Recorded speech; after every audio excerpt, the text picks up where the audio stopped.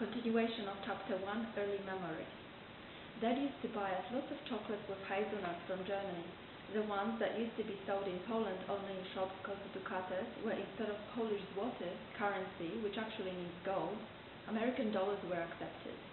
These rare gifts of chocolate and calligraphy pens that had black, blue, and red refills were well regarded presents by our neighbors and their kids on special occasions. When I was 6 years old, I was sent to a hairdresser for a haircut. I remember coming back to my grandma's house, sitting in front of the mirror and bawling my eyes out. My haircut was so short and round all over.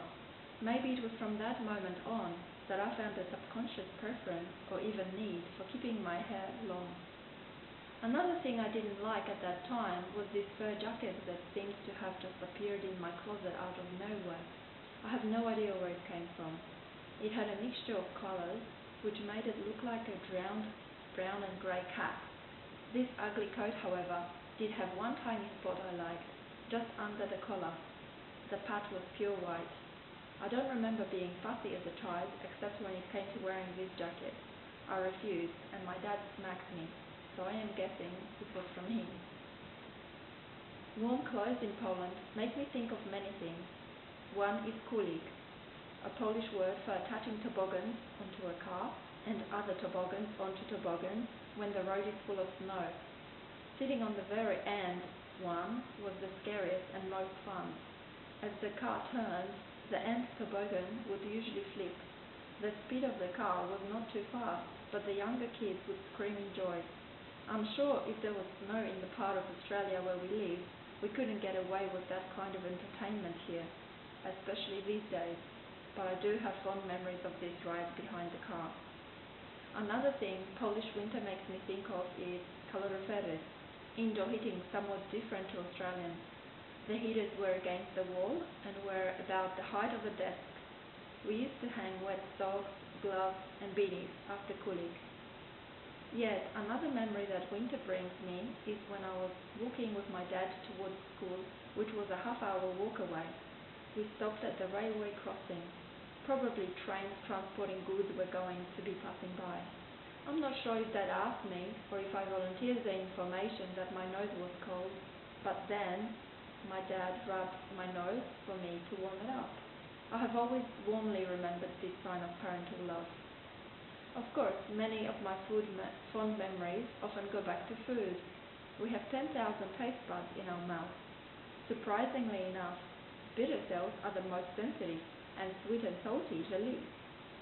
For supper, my mum used to make us a hot cocoa, and my dad a porridge equivalent but runnier.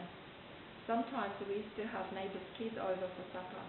The first time I showed my competitive streak was when I told my friends, my brother and sister, to race and see who eats the porridge first. My parents told us off and explained you don't race with food. Sometimes we used to get sandwiches for supper with butter caked on and sometimes even sprinkled with sugar. This must be an Eastern European version of fairy bread, just not quite as colourful. Another special sandwich from my childhood includes one with cottage cheese and sugar. For lunch, I used to bring in sandwiches with Nutella from Germany. My classmates had not tried such a delicacy before, as that's what we used to call it in Polish, raryta, a name I think my dad made up for delicacy.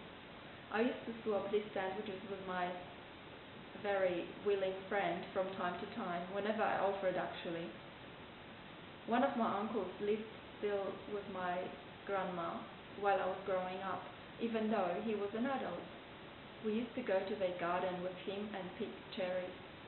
Doubles and triples were always fun. We used to put them around our ears, as most children who got hold of such cherries have probably done. There's nothing quite like edible jewelry as a child. Going to my grandma's house meant eating biscuits that my grandma called French. I'm not sure if she also made up this name for these biscuits, but I haven't been able to find them since. My brother and sister were also suckers for oats with cocoa, sugar and milk. That seemed like an invention of my other uncle. It wasn't even cooked. I also got my first exposure to licorice there, but I didn't fancy it then, and I don't fancy it 25 years later.